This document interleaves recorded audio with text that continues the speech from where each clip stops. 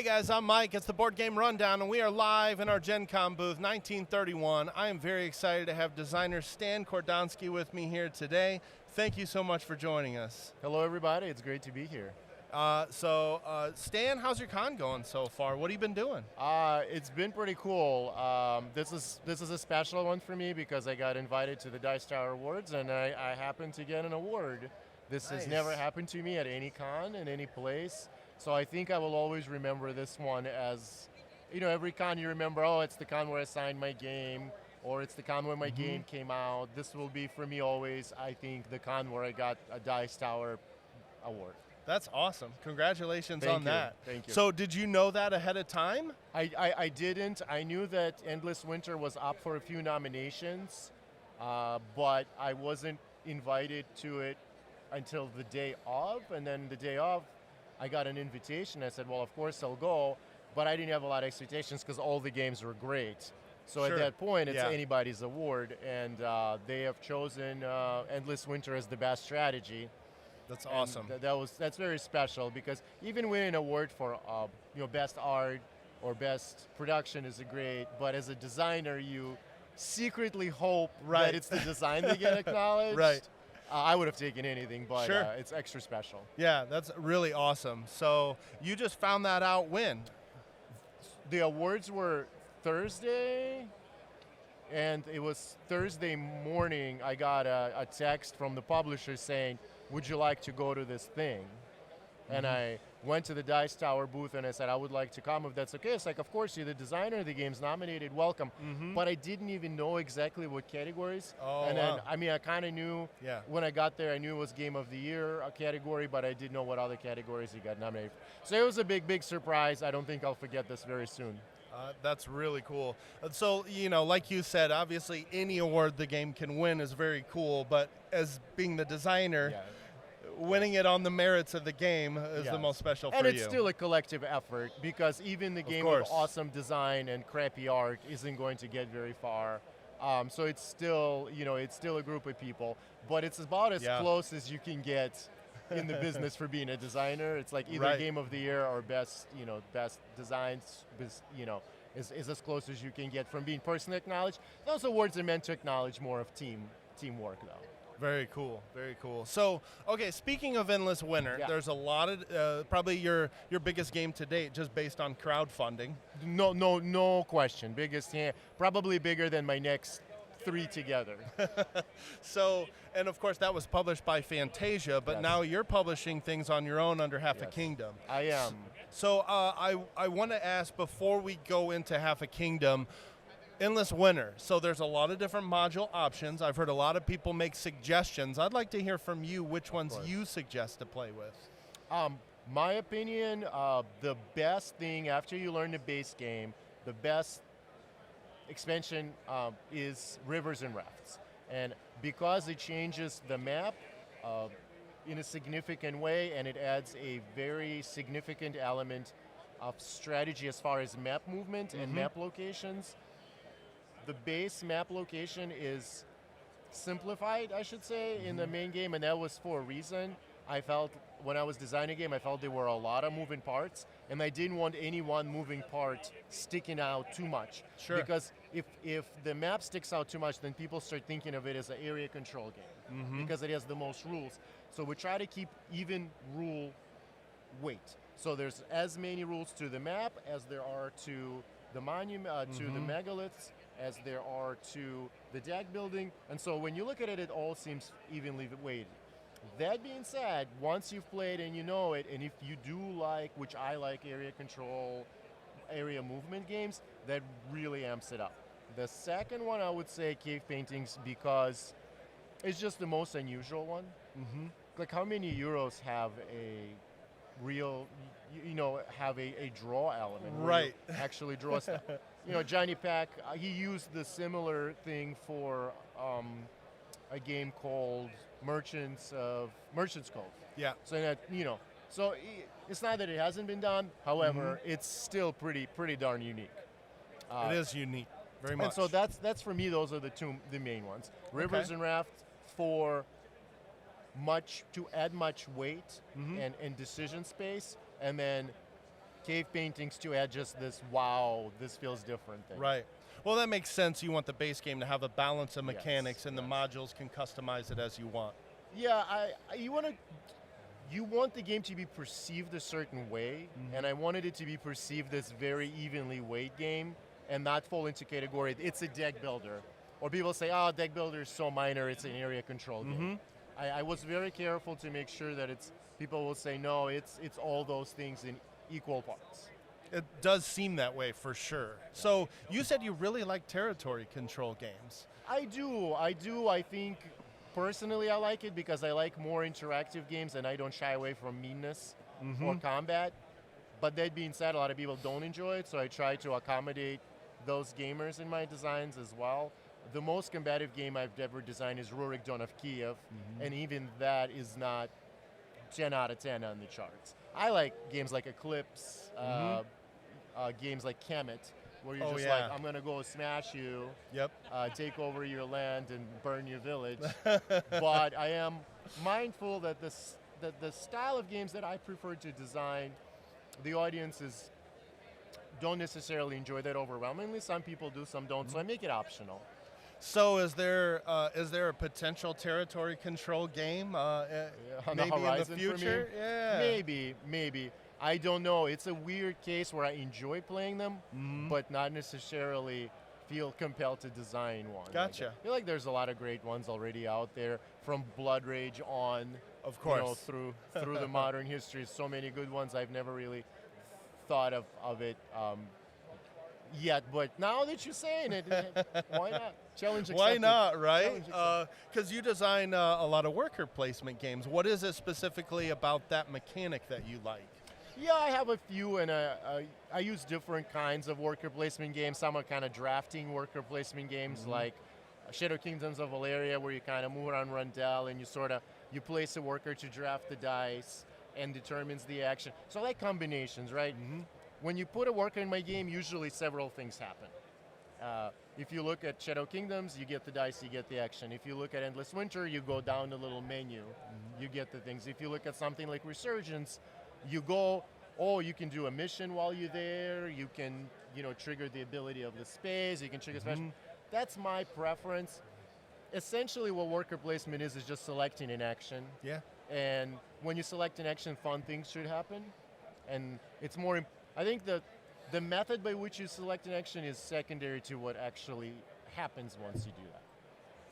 And so you've done games that were published by other companies like Thunderworks with Lockup, and of course Fantasia, Endless Winter, and now you're doing everything under Half a Kingdom, which is yours, and your first one was Nova Roma, or Resurgence, then Nova Roma. Yeah, not everything. I still do pitch games to other people. Gotcha. And I still seek actively to get game published by other people because I just feel that some games fit certain companies. Okay. And I go for those guys and I try to convince them, right. break them down. I joked in my little 30-second speech at Dice Tower Award that my job is to make up games and then bother people to make them.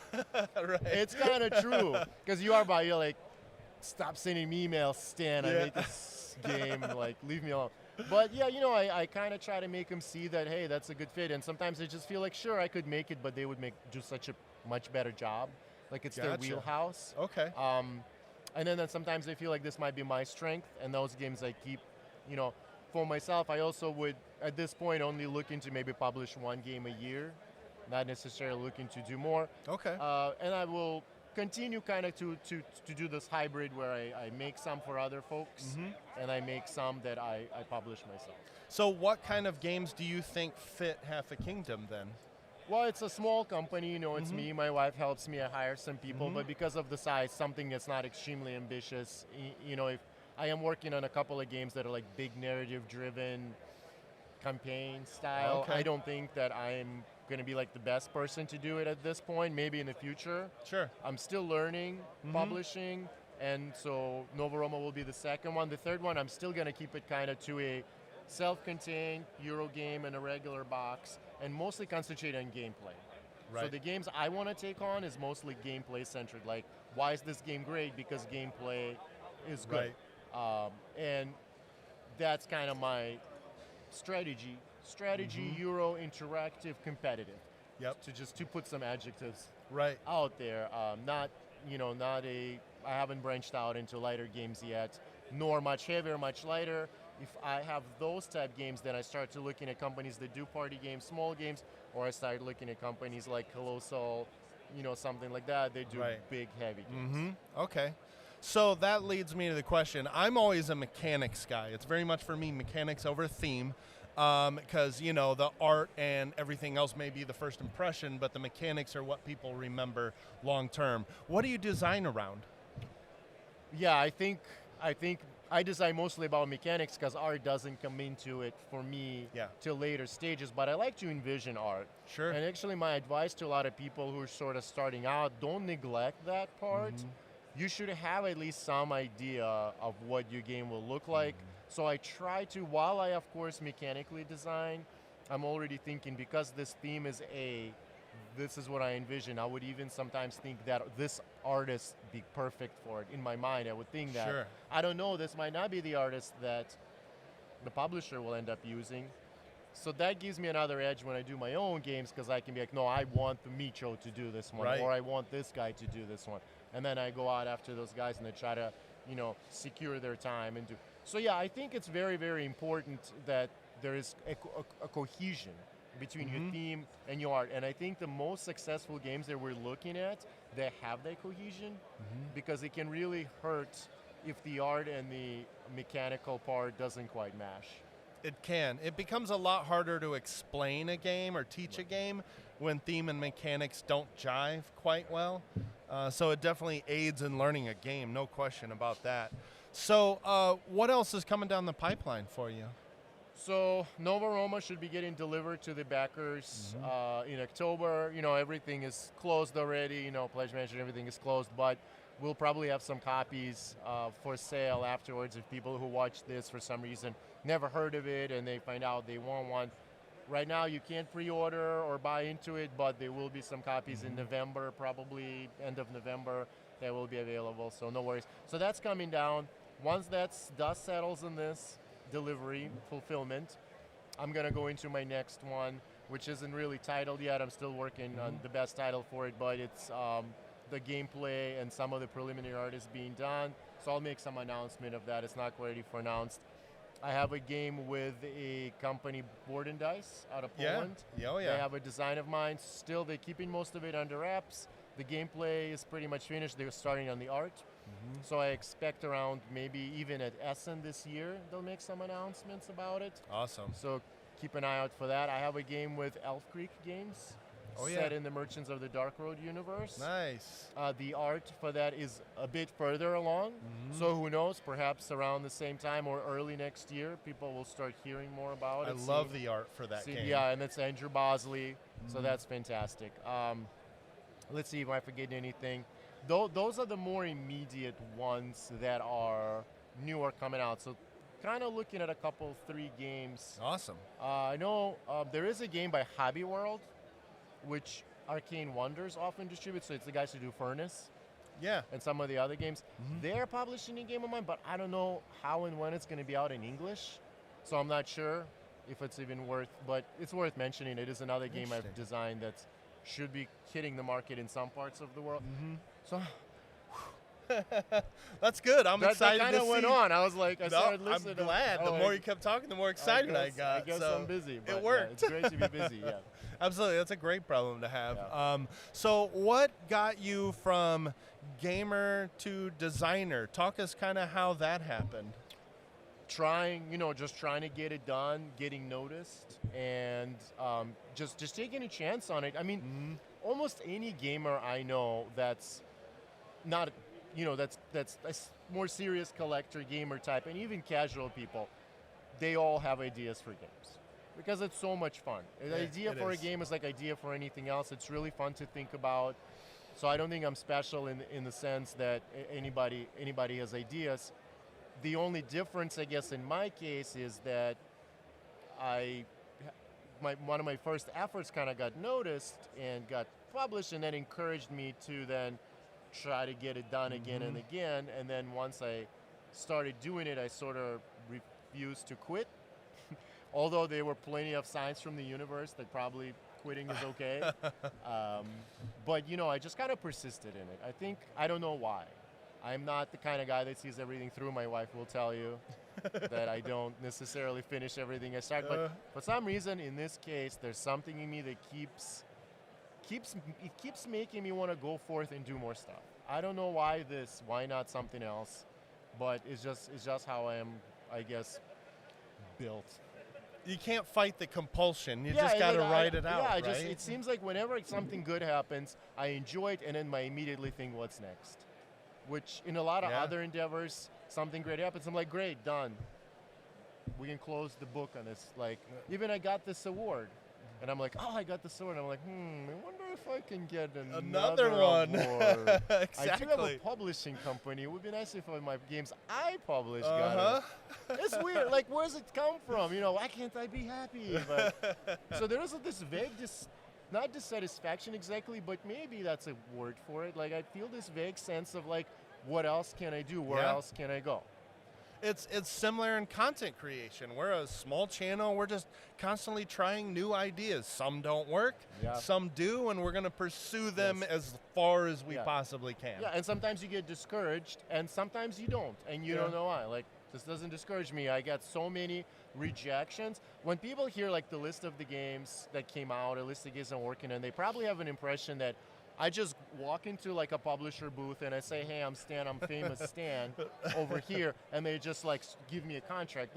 I've had so many rejections and denials. Right. For some reason, it doesn't rattle me as much as some other things. I've been in sales for 20 years, and a long time ago, a sales manager told me that the first no is the beginning. So that's where it starts. But no, that's really good info because we've been working with a lot more indie designers, especially during this convention. And people don't realize all the stuff that you have worked on that's not on BGG. I don't know any of the stuff that you've worked on that's not on BGG, and that's probably most people. That's not all of the stuff you've done, I'm sure. I mean, BGG pretty much has everything that's worth mentioning, I guess you would say. But there were probably other things that didn't make the cutting block. Yeah, exactly. So sometimes you work on things and they don't get picked up. Right. They either get picked up later when you change them, or sometimes they're just not good enough. A lot of good designers, great designers, will tell you this, that they've had crap ideas. Just being good at something doesn't mean you're good at it all the time. And I pretty much talked to a lot of famous folks, and they would tell you that, this was a dumb game. Because, we try things, and then people will tell you no, and you're like, well, I can see why they say no. Right. That because it's objectively bad. But sometimes it takes you a while to accept that. And sometimes you kind of shelve it for a while, dig it out later, work on it, and then it gets the second wind, and then it gets done. Right. So you never know.